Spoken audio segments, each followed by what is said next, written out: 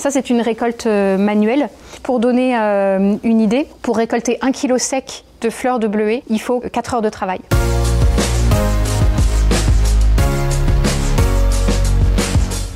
Ici, dans nos champs à l'Agassiz, nous cultivons 9 plantes emblématiques pour la cosmétique, dont le bleuet, pour ses propriétés apaisantes, qui rentrent dans notre système en agroécologie et en agriculture biologique. On la récolte au mois de mai, ce qui est le moment de la pleine floraison, le moment où la plante exprime le mieux son potentiel, donc au regard des principes actifs qu'on recherche ensuite pour nos vertus cosmétiques. Pendant que nous, on apprend à cultiver la plante, quels sont ses besoins en termes de fertilisation, quel type d'organes on va récolter, quand, etc. On envoie des échantillons de ces plantes-là.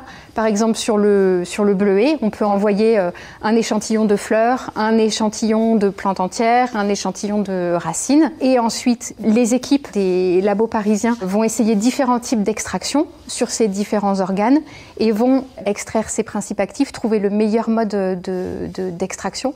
Donc ce travail se fait nécessairement main dans la main.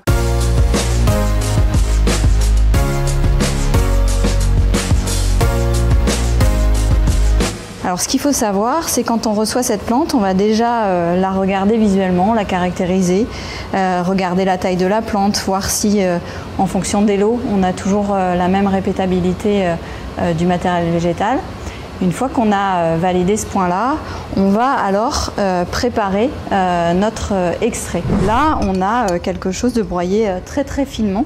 L'intérêt étant de pouvoir diffuser un maximum de molécules d'intérêt dans le liquide que l'on veut obtenir. De façon générale, une extraction, comment ça se passe ?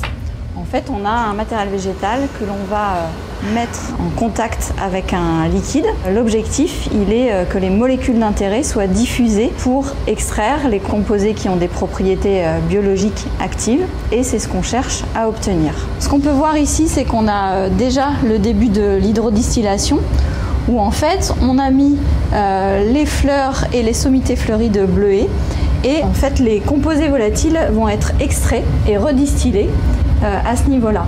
Et là, on a ce qu'on appelle un hydrolat de bleuet. Une fois qu'on va récolter l'extrait, on va caractériser notre extrait, ce qu'on appelle étudier le contenu moléculaire de notre extrait.